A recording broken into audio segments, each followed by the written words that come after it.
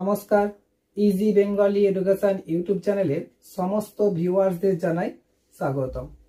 আজ আমি তোমাদের সামনে বিদ্যাসাগর ইউনিভার্সিটির বিএ, বিএসসি এবং বিকম স্টুডেন্টদের যে এইসিসি বা এমআইএল পেপারটি পরীক্ষা দিতে হয় সেই পেপারটি সাজেশন তুলে ধরব, যা 2024-এর জন্য খুবই গুরুত্বপূর্ণ।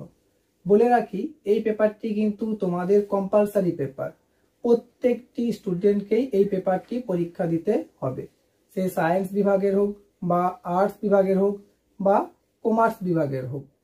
এই পেপারটি মূল বিষয় কি না, বাংলা ভাষা প্রসঙ্গ ও অনুবাদ।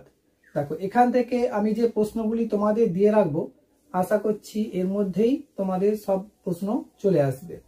যদি মনে হয় যে এইখানে থাকা প্রশ্নের সংখ্যা একটু বেশি, তাহলে অবশ্যই ডেসক্রিপশন বক্সে টেলিগ্রাম চ্যানেলের লিংক দেওয়া থাকবে, তোমরা সেখানে জয়েন হয়ে থাকতে পারো। এবং টেলিগ্রাম চ্যানেলে আমি পরীক্ষার সময় বেশ কিছু গুরুত্বপূর্ণ প্রশ্ন তোমাদের সাথে শেয়ার করে দেব। চলো এইবার দেখে নেওয়া যাক যে এই পেপার থেকে কি কি পড়তে হবে। প্রথমেই আসি বিভাগ কয়েতে। বিভাগ কয়েতে রয়েছে বাংলা ভাষা প্রসঙ্গ, যার মূল টপিক হচ্ছে ভাষা পরিকল্পনা।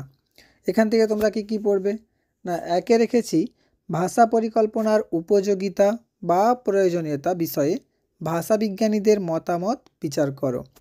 দুইয়েতে রেখেছি ভাষা পরিকল্পনা কাকে বলে, বাংলা ভাষার ক্ষেত্রে কী ধরনের ভাষা পরিকল্পনার প্রয়োজন বলে তুমি মনে করো। তিনেতে রেখেছি ভাষা পরিকল্পনার স্তর ও নানান ক্ষেত্রগুলি সম্পর্কে আলোচনা করো। আর চারেতে রেখেছি ভাষা পরিকল্পনার বৈশিষ্ট্য লেখো। দেখো, এর মধ্যেই 5-এরও প্রশ্ন রয়েছে এবং 10-এরও প্রশ্ন রয়েছে। এরপর আসি 2 নম্বর টপিকে। 2 নম্বর টপিকটি হলো বাংলা বানান বিধি। এখান থেকে তোমরা কি কি পড়বে না, একে রেখেছি বানান কি, বাংলা বানান ভুলের কারণ ও প্রতিকারগুলি লেখো। দেখো, এই কারণটার ক্ষেত্রে কেটে কেটে পড়বে পরিবেশগত কারণ, মনস্তাত্ত্বিক কারণ বা ভাষাতাত্ত্বিক কারণ। আর এই প্রশ্নটা অথবা হিসাবে বলতে পারে বানান ভুলের কারণগুলি লিখে তার প্রতিকার বা শিক্ষাদান পদ্ধতি সম্পর্কে আলোচনা করো। এই প্রতিকারটাই কিন্তু শিক্ষাদান পদ্ধতি এর মধ্যেই রয়েছে। 2-এতে রেখেছি বানান সংস্কারের প্রয়োজনীয়তা কি, কলকাতা বিশ্ববিদ্যালয়ে প্রকাশিত বাংলা বানানের নিয়ম ও বাংলা একাডেমি গৃহীত নিয়ম বা বিধিগুলি সংক্ষেপে আলোচনা করো। 3-এতে রেখেছি বাংলা বানান শিক্ষাদানে শিক্ষকের ভূমিকা লেখো। 4-এতে রেখেছি চলিত ভাষার বানান সংস্কারে বিশ্বভারতীর ভূমিকা লেখো। এরপর আসি 3 নম্বর টপিকে। 3 নম্বর টপিকটি কী ছিল না, ধর্ম, পেশা, লিঙ্গভিত্তিক বাংলা সমাজ ভাষা। এখান থেকে কী কী করবে না, একে রেখেছি সমাজ ভাষা বিজ্ঞান কাকে বলে, সমাজ ভাষা বিজ্ঞানের বিভিন্ন বিভাগগুলি সম্পর্কে আলোচনা করো।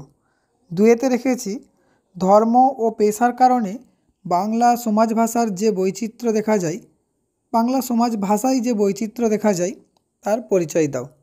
অথবা এটাই ঘুরিয়ে পড়তে পারে ধর্ম ও পেশাভিত্তিক সমাজ ভাষা সম্পর্কে আলোচনা করো। এরপর আসি 4 নম্বর টপিকে। 4 নম্বর টপিকে আসার আগে বলে নিই যে যদি তোমরা এই সাজেশানটিতে যে প্রশ্নগুলি দিয়েছি তার উত্তরগুলি পিডিএফের আকারে বা এই পেপার থেকে যে আরও নোটস রয়েছে সেই নোটসগুলি তোমরা পেতে চাও, তাহলে অবশ্যই নিচে দেওয়া কন্ট্যাক্ট নাম্বারে তোমরা হোয়াটসঅ্যাপ করে নেবে।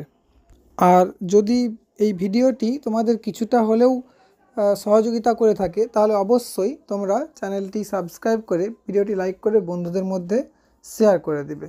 এবং প্রয়োজনে টেলিগ্রাম চ্যানেলের লিংক আমি ডেসক্রিপশান বক্সে দিয়ে রাখবো, তোমরা ওখানে জয়েন হয়ে থাকতে পারো, যাতে পরীক্ষার সময় গুরুত্বপূর্ণ তথ্যগুলো তোমরা ওখান থেকে পেয়ে যাও। চলো এইবার দেখে নেওয়া যাক 4 নম্বরে কি আছে। 4 নম্বরে রয়েছে বর্তমান আদর্শ কথ্য বাংলার প্রকৃতি, ব্যাকরণগত বৈশিষ্ট্য এবং শব্দভাণ্ডার। এখান থেকে তোমরা যেগুলি পড়বে তার মধ্যে একে রেখেছি বর্তমান আদর্শ কথ্য বাংলা ভাষার ভাষাতাত্ত্বিক বৈশিষ্ট্যগুলি দৃষ্টান্ত সহ লেখো। 2-এতে রেখেছি উপভাষা কাকে বলে, উপভাষাগুলির সংক্ষিপ্ত পরিচয় দাও। এর মধ্যে 5টা উপভাষার মধ্যে বিশেষ করে রাঢ়ী, বঙ্গালী ও ঝাড়খণ্ডী এই 3টে উপভাষার ধ্বনিতাত্ত্বিক ও রূপতাত্ত্বিক মানে ভাষাতাত্ত্বিক যে বৈশিষ্ট্যগুলো ভালো করে তোমরা পড়ে রাখবে। 3-এর দাগে রেখেছি বাংলা শব্দভাণ্ডার সম্পর্কে সংক্ষেপে আলোচনা করো।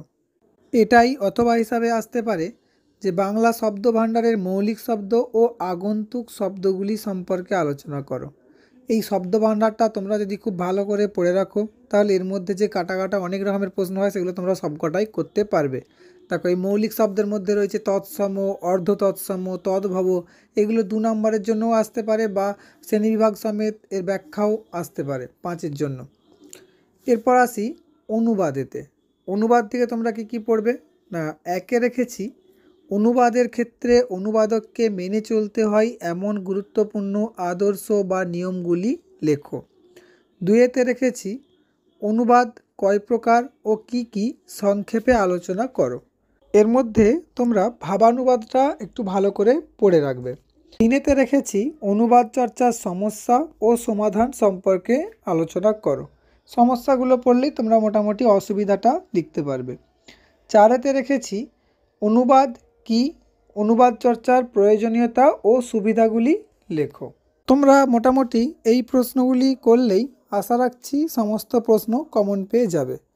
আর যদি তোমরা এই এইচএসসি বা এমআইএল বাংলার শর্ট প্রশ্নগুলিও পেতে চাও উত্তর সমেত, বা অন্যান্য যে পেপারগুলি রয়েছে সেকেন্ড সেমিস্টারের, সেই পেপারের কিছু কিছু বিষয় যেমন এডুকেশান, তারপর হিউম্যান রাইটস বা ডিজাস্টার ম্যানেজমেন্ট, এই পেপারগুলোরও যদি তোমরা সাজেশান পেতে চাও অবশ্যই তোমরা চ্যানেলটি সাবস্ক্রাইব করে বেল আইকনটি ক্লিক করে রাখবে, যাতে খুব তাড়াতাড়ি নোটিফিকেশান পেতে পারো। ধন্যবাদ।